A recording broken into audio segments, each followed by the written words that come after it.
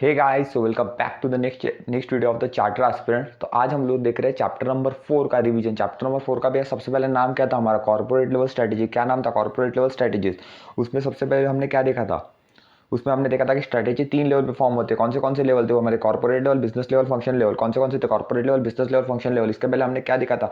ये किसने दिया? कॉर्पोरेट लेवल स्ट्रेटेजी हमारे दो नाम हमने देखे थे इसमें। कौन से? विलियम एफ ब्लूक और लॉरेंस आर जॉर्ज। ये दोनों नाम आपको याद रखने। उसमें कौन से लेवल पे कॉर्पोरेट लेवल स्ट्रेटेजी बनती है? Corporate level, business level, function level. उसके बाद में हमने देखा था कि बिजनेस लाइफ साइकिल में इंट्रोडक्शन, ग्रोथ, मैच्योरिटी, डिक्लाइन। कौन से? Introduction, growth, maturity, decline. ये हमने चैप्टर नंबर 2 में ऑलरेडी देखा हुआ है। बाद में कॉम्पिटिशन ओरिएंटेड हमने क्या देखा था? कॉम्पिटिटिव स्ट्रेटेजी और collaborative strategy. Competitive strategy, collaborative strategy. Competitive strategy में हमने दो देखे थे, cost leadership, differentiation, focus. Cost leadership, differentiation, focus, ये तीनों हमने इन डेप्थ चैप्टर नंबर 5 में देखे। कोलैबोरेशन स्ट्रेटेजी में क्या देखा था हमने? Joint venture, merger and acquisition and strategic alliance. Joint venture, merger and acquisition, strategic alliance. Merger and acquisition, strategic alliance इसी चैप्टर में। जॉइंट वेंचर हमको सिलेबस में नहीं है। उसके बाद में हमने नीचे आए थे, हमने नीचे आके चार देखी थी, चार स्ट्रेटेजीज देखी थी हमने। Stability, expansion, retrenchment, combination. कौन से? Stability, expansion, retrenchment, combination. Stability, expansion, retrenchment, combination. उसके बाद में हमने चारों का मीनिंग देखा था शॉर्टकट में। स्टेबिलिटी मतलब क्या? कि आप है ना सेम बिजनेस में रहना चाहते हो, जैसे आप हो वैसे रहना चाहते हो, पर धीरे धीरे आप इंप्रूवमेंट करते जाते हो। एक्सपांशन मतलब आप कुछ तो भी एक्सपांड करते हो। जो रिट्रीटमेंट मतलब क्या? कि नहीं भी आपके बिजनेस में लॉसेस हो रहे थे, आप जहाँ पे थे वहाँ पे आना चाहते हो, आपका बिजनेस आप बंद करना चाहते हो। कॉम्बिनेशन मतलब क्या? कॉम्बिनेशन मतलब ऊपर की 3 स्ट्रेटेजी में से कौन से भी 2 स्ट्रेटेजी आप एडॉप्ट करो, आपका बिजनेस यूनिट जब बड़ा है तब। उसके बाद में हमने सबसे पहले देखा था stability strategy. Stability strategy firm कब परस्यू करती है? कि नहीं वो it continue to serve in the same and similar market and deal in the same or similar product. वो सिमिलर प्रोडक्ट में डील करना चाहती है। स्टेबिलिटी है ना स्ट्रेटेजी होती है वो रीच द मैच्योरिटी स्टेज। जब आप मैच्योरिटी स्टेज पे आ जाते हो तब आप स्टेबिलिटी स्ट्रेटेजी रखते हो। स्टेबिलिटी स्ट्रेटेजी मैंने ये वाला एग्जांपल दिया था आपको कि बंदा देखो कैसे स्टेबल रहना चाहता है। उसके बाद में हम आए थे कैरेक्टरिस्टिक्स ऑफ स्टेबिलिटी स्ट्रेटेजी। क्या था question? Characteristics of stability strategy क्या था? Stay with the same business, same product, market, posture and function. Improvement in the enhance function efficiency in an incremental way through a better deployment and utilization of resources. Established strategy does not involve redefinition of the business. उसमें redefinition होता है कि नहीं होता है? उसमें safe strategy रहती है। उसमें फ्रेश इन्वेस्टमेंट की कम जरूरत होती है। उसमें रिस्क कैसा होता है? रिस्क हमारा कम होता है। कोर कॉम्पिटेंसी बिल्ड करने में हेल्प करता है और मोडेस्ट ग्रोथ है। मतलब आपकी ग्रोथ धीरे धीरे होती रहती है। ऐसा नहीं है बिल्कुल नहीं होता, बट धीरे धीरे होती है आपको वो बिजनेस में। रीजंस क्या है स्टेबिलिटी स्ट्रेटेजी के? कि आप भैया मैच्योरिटी पे पहुंच चुके हो इसलिए आप स्टेबल रहना चाहते हो। आपका स्टाफ जो है वो कंफर्टेबल फील करता है जब आप स्टेबिलिटी रहते हो। आपका इन्वायरमेंट है वो नहीं चाहता है कि आप कुछ चेंजेस करो, इसलिए आप स्टेबल रहते हो। और बाद में अगर आपको ऐसा लगता है कि नहीं यार मैं स्टेबल रह के कुछ अलग करूंगा तो मेरे लिए वो थ्रेटन हो जाएगा, मेरे लिए वो अलग हो जाएगा, इसलिए आप मेरे लिए वो गलत हो जाएगा, इसलिए मैं आप स्टेबल रहना चाहते हो। और आपने अभी अभी एक्सपांशन किया है तो इसलिए आप चाहते हो कि नहीं भाई अभी थोड़े साल के लिए मैं स्टेबल रहूँ, इसलिए आप मेजर रीजन है। अब कैरेक्टरिस्टिक्स और रीजंस जो है वो तीनों में आएंगे हमारी। स्टेबिलिटी, एक्सपांशन, रिट्रेंच में तीनों में आएंगे। कॉम्बिनेशन में भी तो ठीक है, चलो ठीक है, वो तीनों में आएंगे हमारे कैरेक्टरिस्टिक्स और रीजंस। बाकी एक दो पॉइंट बढ़ते रहेंगे। उसके बाद हमने देखा था growth and expansion strategy. Growth and expansion strategy में मैंने आपको एग्जांपल दिया था रिलायंस इंडस्ट्री का, ठीक है ना। ग्रोथ एंड एक्सपांशन आप बढ़ना चाहते हो। अब ग्रोथ एंड एक्सपांशन के हमने कैरेक्टरिस्टिक्स देखते हैं क्या? It involve redefinition of the business. Second हमने देखा था कि expansion strategy is opposite of a stability strategy. Risk और रिवॉर्ड दोनों में, इसमें रिस्क भी ज्यादा रिवॉर्ड भी ज्यादा। काय में? हमारी ग्रोथ स्ट्रेटजी में। और स्टेबिलिटी में रिस्क भी कम और रिवॉर्ड भी कम। Expansion strategy leads to business growth, ठीक है ना, मैमोथ ग्रोथ, मतलब बड़ा आपका बिजनेस का ग्रोथ होता है। इसमें फ्रेश इन्वेस्टमेंट की आपकी जरूरत होती है। इसमें सेवरल परम्यूटेशन कॉम्बिनेशन आते हैं कि नहीं आप ये भी कर सकते हो वो भी कर सकते हो। मैंने ये वाली चीज बताई आपको। बाद में हमने देखे थे कि इसमें आप इंटेंसिफिकेशन, डाइवर्सिफिकेशन, मेजर चीजें आप करते हो। बाद में हमने देखा था कि रीजंस क्या है हमारे ग्रोथ और एक्सपांशन स्ट्रेटजी के। हमारे ग्रोथ और एक्सपांशन स्ट्रेटजी के रीजंस क्या है? सबसे पहले कि आपका इन्वायरमेंट डिमांड कर रहा है कि नहीं आपको ग्रोथ और एक्सपांशन करना चाहिए, इसलिए आप है ना कर रहे हो। सेकंड कि आपको आपके जो स्ट्रेटेजिस्ट लोग रहते हैं, आपके मैंने एक एग्जांपल दिया था मुकेश जी अंबानी, ये काफी सेटिस्फाइड करते हैं कि नहीं भाई हमने इतने सारे बिजनेस पे हमारे बिजनेस को ग्रो कर दिया। थर्ड कि नहीं भाई आप अगर एक्सपांड करते हो तो आपका है ना कॉम्पिटिटर पे आपका ज्यादा ये रहेगा, दबदबा रहेगा, इसलिए आप ग्रेटर कंट्रोल रहेगा। और एडवांटेज फ्रॉम द एक्सपीरियंस का, आपको एक्सपीरियंस का मिलेगा और आपको है ना पर यूनिट कॉस्ट जो है वो कम पड़ेगी, इसलिए आप एक्सपांशन करते हो। उसके बाद में हमने नीचे आए थे, हमने दो देखे थे, इंटरनल और एक्सटर्नल। सबसे पहले देखते हैं types of growth expansion strategy, internal और एक्सटर्नल। इंटरनल में हमने दो देखे थे, इंटेंसिफिकेशन, डाइवर्सिफिकेशन। अब हमने इंटेंसिफिकेशन में सबसे पहले हमने बाद में देखा था मार्केट पेनिट्रेशन। मार्केट पेनिट्रेशन मतलब क्या? मार्केट पेनिट्रेशन मतलब यह होता है हमारा same product same market, same product same market में आप बढ़ना चाहते हो। मार्केट डेवलपमेंट मतलब क्या? कि सेम प्रोडक्ट डिफरेंट मार्केट, आप डिफरेंट मार्केट में बढ़ना चाहिए लेकिन आपका प्रोडक्ट सेम है। और प्रोडक्ट डेवलपमेंट मतलब क्या? प्रोडक्ट डेवलपमेंट मतलब आपका डिफरेंट प्रोडक्ट लेकिन सेम मार्केट। कैसे? Market penetration, market development, product development. क्या था? Market penetration, market development, product development. उसके बाद में ये चारों को नीचे गिवन है। उसके बाद में गिवन है आपका एक्सपांशन थ्रू डाइवर्सिफिकेशन। डाइवर्सिफिकेशन मतलब आप अनरिलेटेड किसी तो भी चीज में जा रहे हो, ठीक है ना। अनरिलेटेड इन द सेंस आप न्यू मार्केट न्यू प्रोडक्ट में जा रहे हो, तब आपका ये होता है। उसमें हमने चार देखे थे, कौन से देखे थे? Vertical, horizontal, concentric, conglomerate. कौन से? Vertical, horizontal, concentric, conglomerate. Vertical, horizontal, concentric, conglomerate. Vertical, horizontal, concentric, conglomerate. उसमें सबसे पहले हमने स्टार्ट किया था कि नहीं भैया वर्टिकल इंटीग्रेटेड डाइवर्सिफिकेशन। वर्टिकल के लिए मैंने आपको कार का एग्जांपल दिया था कि नहीं भैया है ना, जो कार बनाने वाली कंपनी है वो टायर वाली कंपनी के साथ जब इंटीग्रेट हो जाती है तो कार वाली कंपनी के लिए क्या हो गया? वो बैकवर्ड इंटीग्रेशन। और टायर वाली कंपनी के लिए क्या हो गया? वो फॉरवर्ड इंटीग्रेशन। वो हो गया हमारा वर्टिकल इंटीग्रेशन कि देखिए आप जिसका रॉ मटेरियल ले रहे थे उनके साथ में अगर आप इंटीग्रेशन कर दो बैकवर्ड इंटीग्रेशन, और जिनको आप बेच रहे थे उनके साथ इंटीग्रेशन कर दो तो आपका हो गया फॉरवर्ड इंटीग्रेशन।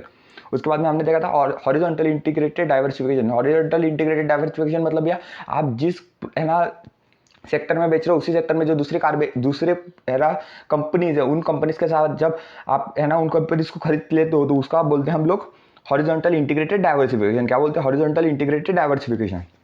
उसके बाद देखा था हमने कॉन्सेंट्रेट डाइवर्सिफिकेशन कि नहीं आप पहले जो बिजनेस करते थे आप दूसरा बिजनेस भी उसी तरह से करते हो, लेकिन वो तीन चीज़ों में लिंकेज होता है। वो लिंकेज नहीं होता लेकिन तीन चीज़ों में लिंकेज होता है। सबसे पहले आपका होता है process, technology, marketing. Process, technology या मार्केटिंग। यहाँ पे मैंने एग्जांपल दिया था आपको ये कि नहीं पहले जो है हमारा कंपनी बनाती शर्ट और ट्राउजर्स बनाती थी, अब हमारे बनाती टी शर्ट्स वगैरह।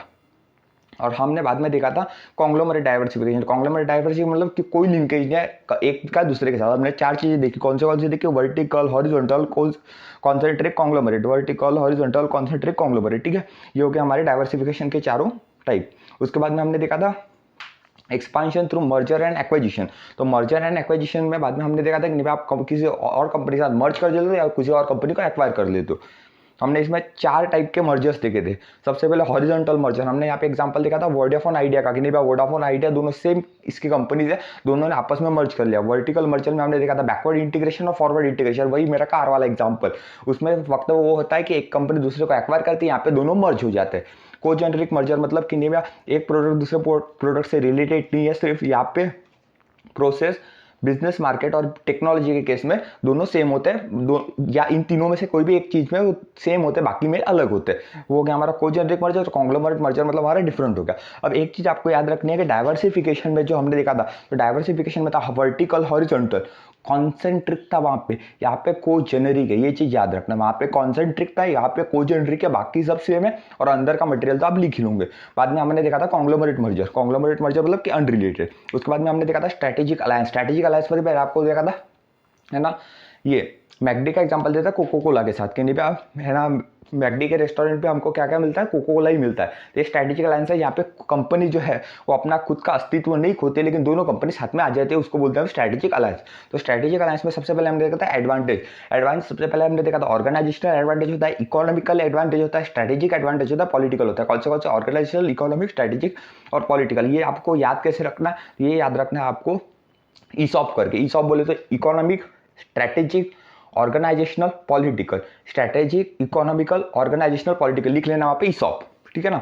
फिर ये चारों देखा था हमने। डिसएडवांटेज का देखा था हमने। डिसएडवांटेज में हम सबसे पहली चीज देखी थी शेयरिंग, आपका शेयरिंग होता है, आपका शेयरिंग ऑफ नॉलेज होता है वगैरह, इसलिए आपको फायदा नहीं होता है। उसके बाद में हमने आए थे रिट्रेंचमेंट स्ट्रेटेजी। रिट्रेंचमेंट स्ट्रेटेजी मतलब कि आपके बिजनेस में लॉसेस हो रहा है इसलिए आप है ना वापस वही पोजीशन पे जाना चाहते हो या आपका बिजनेस बंद करना चाहिए। तो रिट्रेंचमेंट हम सबसे पहले देखा था turn around strategy. Turn around में मैंने आपको एग्जांपल दिया था रॉयल एनफील्ड का। रॉयल एनफील्ड में हमने देखा था कि 2000 में उन्होंने लगभग उनका लॉसेस और 2000 के में उसकी सेल्स कम हो गई थी, इसलिए उन्होंने 2002 में उनकी सेल्स कम हो गई थी, इसलिए उन्होंने है ना टर्न अराउंड स्ट्रेटेजी अडॉप्ट की थी। तो सबसे पहले हम देख रहे हैं कि ऐसे कौन से कंडीशन है जो आपको बताएंगे आपको अभी टर्न अराउंड करना चाहिए। सबसे पहले negative cash flow, uncompeting product और services, declining market share, deterioration in physical facilities, overstaffing, high turnover of employ and low morale और मिसमैनेजमेंट। इन केस में आप ये है ना टर्न अराउंड स्ट्रेटेजी अडॉप्ट करते हो। अब एक्शन प्लान क्या रहेगा आपका टर्न अराउंड स्ट्रेटेजिक में? सबसे पहले करंट प्रॉब्लम को असेस करो, सिचुएशन को एनालाइज करो, स्ट्रेटेजिक प्लान बनाओ, इमरजेंसी एक्शन प्लान लगाओ, अगर जरूरत है तो रिस्ट्रक्चरिंग द बिजनेस, आपको बिजनेस को रिस्ट्रक्चर करो, और बाद में रिटर्निंग टू नॉर्मल, आप नॉर्मल जैसे थे वैसे वापस आ जाओ। बाद में important element of turn around strategy R S follow. तो हमारे एलिमेंट्स क्या रहेंगे हम जब टर्न अराउंड स्ट्रेटेजी बनाते हैं, तो टर्न अराउंड स्ट्रेटेजी तो करते हो तो हमें क्या क्या करना चाहिए? सबसे पहले चेंजेस टॉप मैनेजमेंट कर सकते हैं, इनिशियल क्रेडिबिलिटी बिल्डिंग एक्शन कर सकते हैं, neutralisation external pressure, identify quick payroll activity, quick cost reduction, revenue generation, asset liquidation for general cash, और बेटर इंटरनल कोऑर्डिनेशन। इतनी चीजें हम करते हैं जब हम लोग टर्न अराउंड स्ट्रेटेजी अडॉप्ट करते हैं, तो इसमें से कोई भी करता है। उसके बाद आए थे हम डाइवेस्टमेंट स्ट्रेटजी। डाइवेस्टमेंट स्ट्रेटजी मतलब कि नहीं आप कोई तो भी आपका बिजनेस का पोर्शन एसबीओ वगैरह आप डाइवेस्ट कर देते हो, ठीक है ना। तो डाइवेस्टमेंट में हमने एग्जांपल देखा था बिग बाजार का कि कोविड-19 के टाइम पे बिग बाजार थे अपने थोड़े बहुत जो है ना उनके ब्रांचेस वगैरह थे वो उन्होंने बंद कर दिए थे। रीजन उसके बाद वो ऑनलाइन में आ गए थे, इसलिए उन्होंने वो ब्रांचेस वगैरह बंद कर दिए, उन्होंने वो सेक्टर डाइवेस्ट कर दिया था, ठीक है ना। तो डाइवेस्टमेंट स्ट्रेटजी में भी adopt due to various divestment strategy आपको कब अडॉप्ट करनी चाहिए वो रीजंस बताए। सबसे पहले had been acquired prove to be mismatch, आपने कोई तो भी चीज एक्वायर की आपको मिसमैच प्रूव हुई। Second negative cash flow, inability of firm to cope with its may cause to divest, not possible. Technology update से आपके लिए टेक्नोलॉजी अपडेटेशन करना पॉसिबल नहीं, आपको कॉस्ट ज़्यादा आ रही है आपके बेनिफिट से, और बेटर अल्टरनेटिव में भी अवेलेबल फॉर इन्वेस्टमेंट। कैरेक्टरिस्टिक्स क्या आपके डाइवेस्टमेंट स्ट्रेटेजी के? Divestment of some of the activities view as an integral part of corporate strategy, involve a redefinition of the business of corporation, or compulsion of divestment can be many and various such as obsolescence of the product process। आप divestment किस किस में कर सकते हो? obsolescence of the product process, business becoming unprofitable, inability to cope up with the cutthroat competition, industry overcapacity, failure of existing strategy। ये सब हमने देखे थे उसके रीजंस वगैरह, ये सब हमने उसके कैरेक्टरिस्टिक देते थे। उसके बाद हमने देखा लिक्विडेशन स्ट्रेटजी। लिक्विडेशन स्ट्रेटजी में हमने क्या देखा था कि retrenchment strategy considered the most extreme and attractive is liquidation strategy which involve closing down of the firm and selling it's assets. उसमें क्लोजिंग डाउन होता है, उसको हम लोग बोलते हैं रिट्रेंचमेंट स्ट्रेटजी। रिट्रेंचमेंट स्ट्रेटजी में हम जब आगे गए थे हमने देखा था कि रीजन फॉर रिट्रेंचमेंट या टर्न अराउंड स्ट्रेटजी। तो रीजंस क्या देखे हमने? No longer wishes to remain in same business, हमारा मैनेजमेंट हम लोग ही नहीं चाहते कि नहीं बा रहे। Management feel that the business could be made viable, business that had been acquired proved to be mismatched, persistent negative cash flow, severity of competition, technology upgradation is required but not possible for investing, और better alternative may be available in investment। अब आपने एक चीज देखी होगी कि आपके जो ये डाइवेस्टमेंट स्ट्रेटेजी है और ये जो आपकी लिक्विडेशन स्ट्रेटेजी है रिट्रेंचमेंट, इनके रीजंस लगभग इनके जो रीजंस है वो लगभग में सेम है, तो आप इसके रीजंस के जब उसके रीजंस लिख सकते हो। उसके बाद में हमने देखा था कॉम्बिनेशन स्ट्रेटजी। कॉम्बिनेशन स्ट्रेटजी में जब आप ऊपर के 3 स्ट्रेटजी में से कौन से भी 2 स्ट्रेटजी एक साथ में अडॉप्ट करते हो तो उसको बोलते हैं हम लोग कॉम्बिनेशन स्ट्रेटजी। ये जब अडॉप्ट किया जाता है जब आपका बिजनेस काफ़ी बड़े लेवल पे हो। और major reason for combination strategy हमने क्या देखे थे कि organisation large and faces of complex environment, आपका एक इन्वायरमेंट ये फेस कर रहा है, आपका एक ये कर रहा है। और सेकंड हमने देखा था the organisation is compose of different business each of which lies in the different industry require different response, हर एक को डिफरेंट रिस्पॉन्स की जरूरत है। तो इस तरह से आपका चैप्टर नंबर 4 कंप्लीट हो जाता है। All the best for the examination. अगर आपका कल एग्जामिनेशन है आप शांति से जाइए, पेपर लेके आराम से जाइए, इट्स योर टाइम। जितना पढ़ना होता है अभी पढ़ लीजिए। आपके 2 ही पेपर बाकी है, एक EISSM एक FMB को, 2 पेपर बाकी है, 2 पेपर अच्छे से दे दीजिए। दिन में पढ़िए, रात में पढ़िए, जितना पढ़ना होता है। अभी ये 3-4 दिन जितने भी बचे उतने 3-4 दिन पढ़ लीजिए। उसके बाद में आपका 1-1.5 महीना आराम ही है, बढ़िया आराम से, और आगे अगर पास हो जाते हो तो आगे भी आराम ही है। तो all the best for the examination. मिलते हैं नेक्स्ट वीडियो में, तब तक के लिए चलो ठीक है, मिलते हैं नेक्स्ट वीडियो में। Thank you so much.